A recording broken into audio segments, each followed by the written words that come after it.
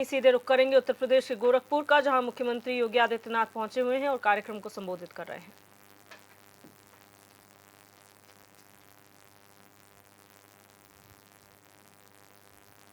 और आपको बता दें, अपने गृह जनपद पहुंचकर उन्होंने जनता दरबार भी लगाया है। हर बार की तरह इस बार भी जनता दरबार लगाकर उन्होंने लोगों की समस्याएं सुनी हैं। बड़ी संख्या में फरियादी उनके पास पहुंचे अपनी शिकायतें लेकर, और मुख्यमंत्री ने उन समस्याओं का संज्ञान लिया।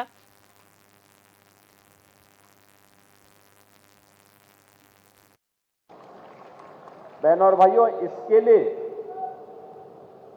ये निवेश केवल निवेश नहीं है, ये निवेश विकास भी लेके आ रहा है, रोजगार भी लेके आ रहा है।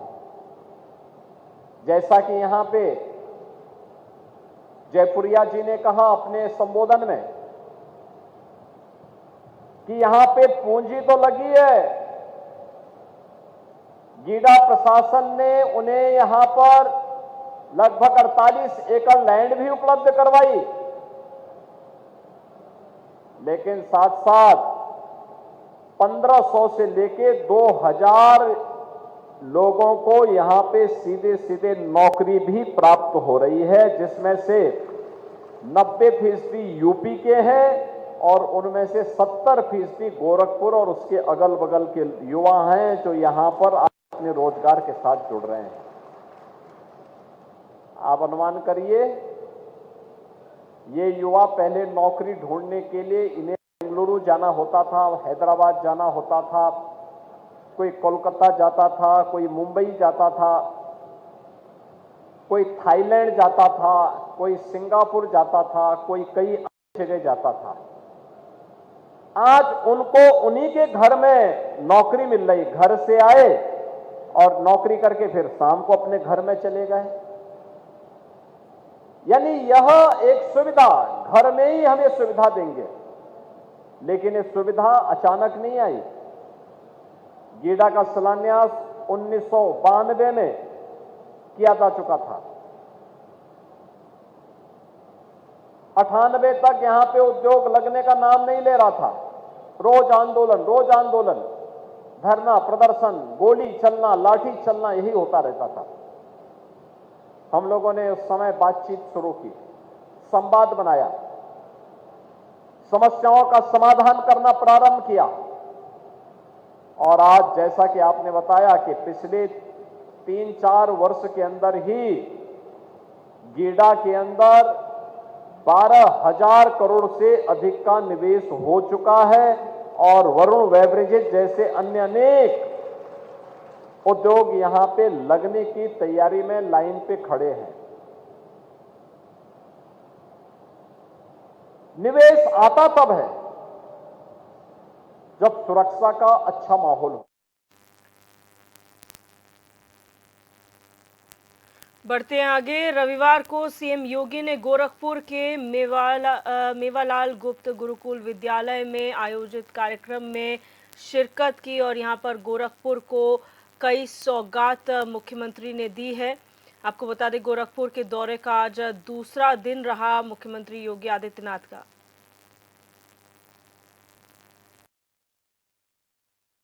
मुझे बताते हुए प्रसन्नता है कि गोरखपुर विकास प्राधिकरण ने अपने CSR मद से 1 करोड़ 5 लाख रुपए खर्च करके इस सभी निर्माण का कार्य एक समय सीमा के अंदर यहां पे संपन्न किया है। हम लोग अक्सर देखते थे, गुरुकुल विद्यालय की स्थापना 1935 में हुई। कहते हैं गुरुकुल विद्यालय से चलने वाली आध्यात्मिक और राजनीतिक गतिविधियों को देख करके देश की आज़ादी के आंदोलन के दौरान ब्रिटिश हुकूमत ने 5 वर्ष तक इस संस्था को बंद करके भी रखा, लेकिन उस सब के बावजूद फिर से यह संस्था पुनर्जीवित हुई और गुरुकुल स्कूल के रूप में ये प्रारंभ हुई। आज यहाँ पे उच्चतर माध्यमिक विद्यालय के रूप में ये संस्था संचालित हो रही है। समय के अनुरूप जब कोई संस्था हो या कोई व्यक्ति हो नहीं चल पाता है तो वह पिछड़ जाता है, और यही स्थिति कहीं ना कहीं गुरुकुल स्कूल के साथ भी हुई। आज की आवश्यकता के अनुरूप उस प्रकार के संसाधन, उस प्रकार का स्वरूप में कमी होने के नाते लगातार छात्रों की संख्या भी कम हुई, और समय के अनुरूप उस प्रकार के संसाधन जुटने में कठिनाई होने के कारण संसाधनों के अभाव में जो यहाँ की आवश्यकता थी, उन आवश्यकताओं की पूर्ति के लिए मैंने यहाँ पे गोरखपुर विकास प्राधिकरण से और मंडलायुक्त गोरखपुर से कहा कि गुरुकुल यहाँ की पुरानी संस्था है, उसके लिए कुछ किया जाना चाहिए। और मैं गोरखपुर विकास प्राधिकरण को हृदय से धन्यवाद दूंगा कि इन्होंने CSR निधि का बेहतरीन उपयोग करते हुए आज यहाँ पर इस सभागार के साथ साथ यहाँ कुछ क्लासरूम, फर्नीचर, स्मार्ट क्लास आदि देने के लिए पहल प्रारंभ की है। हमें याद रखना होगा कि हम सब इस समाज के हिस्से हैं, कोई भी इससे अपने आप को अलग नहीं कर सकता है, और समाज में जब भी विषमता होगी तो उस विषमता का खामियाजा अंततः पूरे देश को भुगतना पड़ता है। ये विषमता सामाजिक हो या आर्थिक, हर हाल में इस विषमता को हमें दूर करने के लिए आगे आना होगा, क्योंकि विषमता हमेशा लोगों को तमाम प्रकार की संकीर्णताओं के दायरे में कैद करके रखती है और एक बड़े तबके को सुविधाओं से वंचित करके रखती है। ये हमारा प्रयास होना चाहिए कि चाहे वह सामाजिक विषमता हो या आर्थिक विषमता, इसको जितना न्यूनतम करने में हम योगदान दे सकते हैं, हमें उसमें अपना योगदान देने के लिए सदैव तत्पर रहना चाहिए। और खास तौर पर शिक्षा के क्षेत्र में या स्वास्थ्य के क्षेत्र में एक बड़ा तबका ऐसा है जो आधुनिक शिक्षा अर्जित करने में आज भी वंचित रह जाता है। आखिर उन बच्चों का भी अधिकार होना चाहिए कि वे समय के अनुरूप स्मार्ट क्लास और डिजिटल लाइब्रेरी देख सकें, अच्छे लैब्स देख सकें, आधुनिक ज्ञान के बारे में वे भी जानकारी ले सकें। और यह पहल गोरखपुर विकास प्राधिकरण ने किया। आज अच्छा लगा कि बहुत दिनों के बाद गुरुकुल स्कूल फिर से अपने पुरातन वैभव को प्राप्त कर रहा है। इसके लिए द गोरखपुर गुरुकुल सोसाइटी और विद्यालय परिवार को मैं हृदय से बधाई देता हूं। सरकार हर एक बच्चे को उत्तम शिक्षा देने के लिए प्रतिबद्ध है, तो प्रत्येक नागरिक को स्वास्थ्य की बेहतर सुविधा।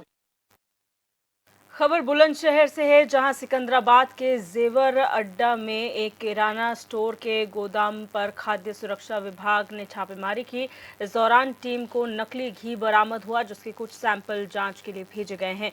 वहीं अब खाद्य सुरक्षा अधिकारियों ने गोदाम को सील करने की कार्रवाई शुरू कर दी है। वहीं इंटेलिजेंस ऑफिसर ने किराना स्टोर के मालिक के खिलाफ पुलिस को तहरीर दी है।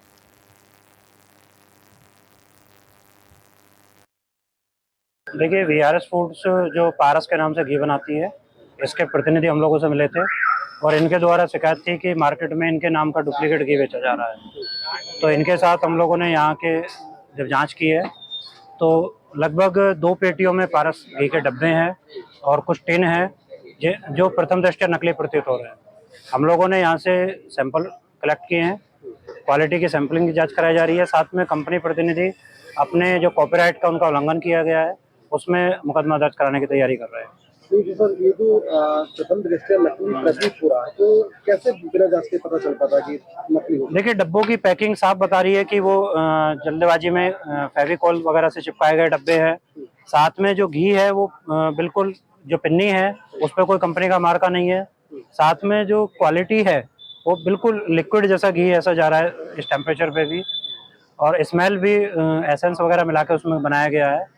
बाकी लैब रिपोर्ट इसकी आ जाएगी तो उसके बाद क्लियर हो जाएगा ये इसमें। जो सर घी है लगभग कितनी कीमत का रहा होगा जो फिलहाल ये कंपनी देखिए के अभी लोग इसका ले जा रहे हैं? मूल्यांकन किया जा रहा है, लगभग 100-200 किलो के लगभग घी बैठ रहा है। लाखों में हाँ लाखों के बिल्कुल बैठेगा, और हालांकि ये नकली के हिसाब से कीमत बहुत सस्ती रहती है। इसका बाजार मूल्य 200 रुपये से शुरू होता है और जितना 300-400 तक इनका लखीमपुर खीरी के सदर तहसील और कोढ़ैया ग्राम पंचायत का एक वीडियो सोशल मीडिया पर वायरल हो रहा है, जहां लोग शव को कब्रिस्तान में दफन करने के लिए रास्ते में भरे गंदे पानी के अंदर से गुजर रहे हैं। लोगों का कहना है कि कई सालों से कब्रिस्तान जाने वाला मार्ग बदहाल है। समस्या को लेकर ग्राम प्रधान और उच्च अधिकारियों से कई बार शिकायत की गई है, लेकिन कोई सुनने को तैयार नहीं है। कल एक वीडियो वायरल हुआ था। हाँ जी, कल एक बहुत, हाँ हमने देखा था वीडियो कल। पानी में ले जा जनाजा लोग ले गए और बहुत का मतलब ज़्यादा मतलब पानी काफ़ी था, ले जाने और लाने में बहुत आफत होती है वहाँ पे। तो हमने देखा तो कि काम सब लोग कह रहे हैं कि तो हम कहे चलो ठीक है काम करवा देंगे। देखो काम चल रहा है, लोग आए थे आपके पास? हाँ बहुत लोग आ रहे थे। ये हाँ समस्या तो कई सालों से है। अरे ये तो बरसों से ज़्यादा है, मतलब पता नहीं कब का है तो जानते नहीं कोई। हाँ निकलिए, अब हमारा बात जो है जितना उतना हम भाई कर सकते हैं। क्या इसको लेकर क्या आप कुछ कर रहे हैं, कार्रवाई कर रहे हैं कि निर्माण सड़क? हाँ कर रहे हैं, निर्माण कर रहे हैं। डीएमओ से ने मतलब बातचीत मतलब थोड़ा बहुत मतलब जो रोक लग गई है बीच में ने थोड़ा काम हो जाता है। अब काम रहे देखो जारी काम है। कब तक उम्मीद जताएंगे? अब देखो जिंदगी चल बारिश हो रही है, अब आगे मतलब थोड़ा मतलब 1-2-3 महीना में है, 2 महीना में है, मतलब जारी हो जाएगा। समस्या का समाधान हो जाएगा। हाँ हो जाएगा, समस्या का समाधान हो जाएगा। नाम है आपका? मोहम्मद असलम। और यहाँ हम रुकेंगे एक छोटे से ब्रेक के लिए, जल्द हाजिर होंगे कुछ और खबरों के साथ।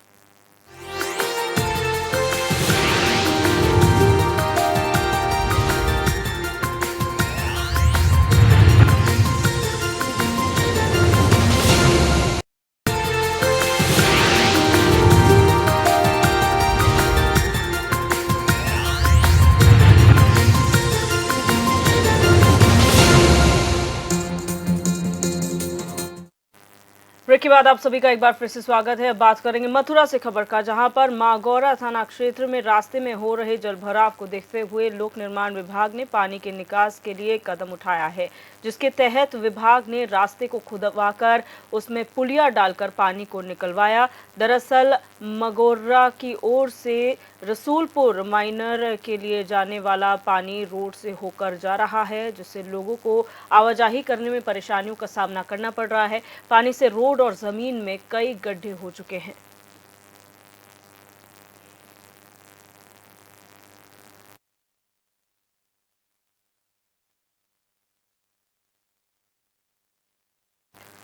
खबर फिरोजाबाद से है, जहां थाना नारखी क्षेत्र में एक दुकान के बाहर चारपाई पर युवक का संदिग्ध परिस्थितियों में शव मिला। मौके पर पहुंची पुलिस ने शव को पोस्टमार्टम के लिए भेजा और मामले की जांच पड़ताल शुरू कर दी। फिलहाल पुलिस मृतक के परिजनों और आसपास के लोगों से पूछताछ कर रही है।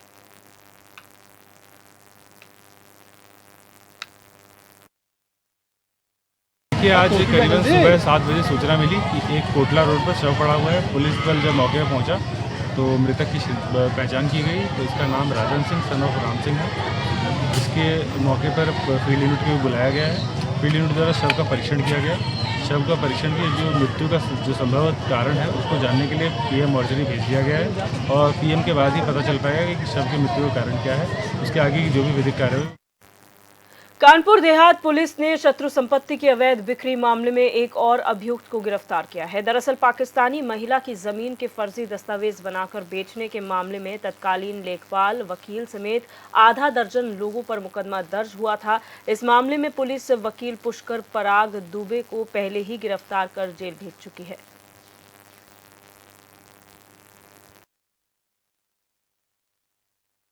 प्रकरण में जो है संबंधित जिलाधिकारी भोगनीपुर द्वारा इसमें जांच की गई है और प्राथमिक जांच में जो तथ्य संज्ञान में आए हैं उसमें प्राथमिकी दर्ज करके कार्रवाई की जा रही है। जहाँ तक भूमि का प्रकरण है तो उसको शत्रु संपत्ति घोषित किए जाने के संबंध में है। उसके संबंध में जो प्रदेश स्तर का मुख्यालय है वहाँ पर लगातार संपर्क किया जा रहा है। आगे जो भी कार्रवाई इटावा में चौबिया और उसराहार थाना पुलिस को बड़ी सफलता हाथ लगी है, जहां पुलिस ने मुठभेड़ के दौरान बाइक सवार बदमाश को गोली मारकर घायल कर दिया, जबकि एक बदमाश मौके से फरार हो गया। फिलहाल पुलिस ने घायल बदमाश को इलाज के लिए अस्पताल में भर्ती करा दिया है, जहां उसका इलाज जारी है। साथ ही पकड़े गए बदमाश के कब्जे से अवैध असलहा, कारतूस और मोटरसाइकिल बरामद कर आगे की कार्रवाई शुरू कर दी गई है।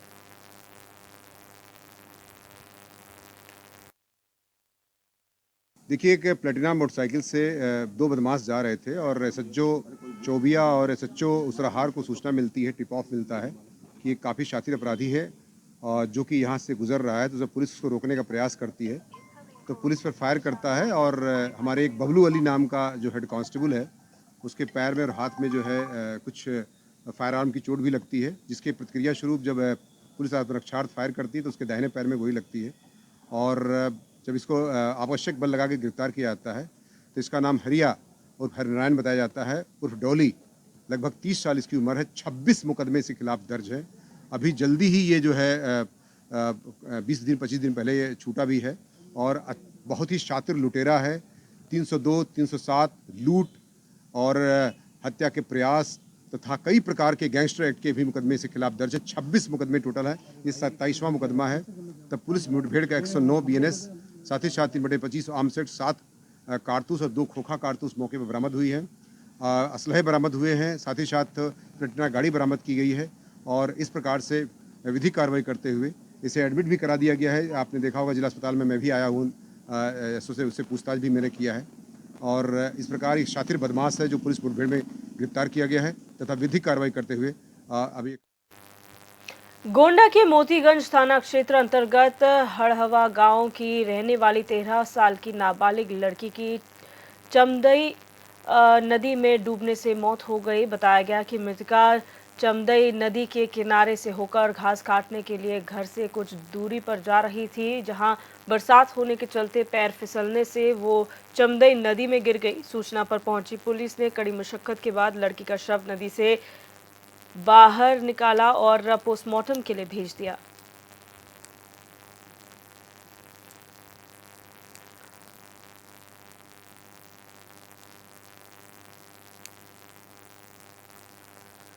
खबर बस्ती से है, जहां कलवारी पुलिस और स्वॉट टीम को बड़ी सफलता हाथ लगी है। आपको बता दें कि पुलिस ने अंतर जनपदीय 8 शातिर चोरों को गिरफ्तार किया है, जिनके कब्जे से लगभग 2,50,000 रुपए के जेवर, 20,980 नकदी और 3 बाइक समेत हथियार बरामद हुए हैं।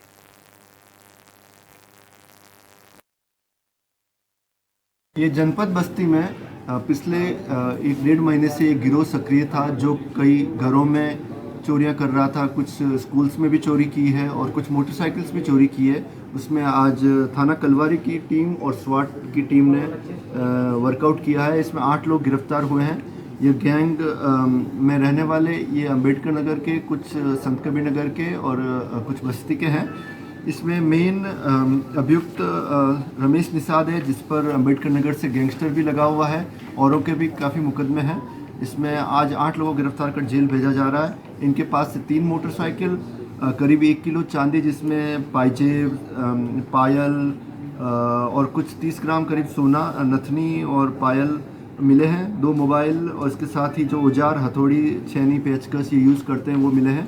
इन पर आज गिरफ्तार करके जेल भेजा जा रहा है। इन पर पुनः गैंगस्टर की कार्रवाई की जाएगी ताकि ये भविष्य में जेल में रहे और चोरी ना कर सके। सर, जनपद में लगातार चोरियों की घटनाएं में वृद्धि हुई है। आपने देखा होगा कि ये गैंग पे टीम लगी थी तो उसके बाद चोरियां कमी हो गई है और कुछ चोरियां अनवर्कड आउट है। अभी इन्होंने लालगंज थाना क्षेत्र में और कलवारी क्षेत्र में चोरियां स्वीकार की है, जिन पर इनसे रिकवरी भी की गई है। बाकी चोरियों की भी पूछताछ। और इस बुलेटिन में मेरे साथ बस इतना ही। तमाम खबरों के लिए आप देखते रहिए HNN 24/7, जुनून सच दिखाने।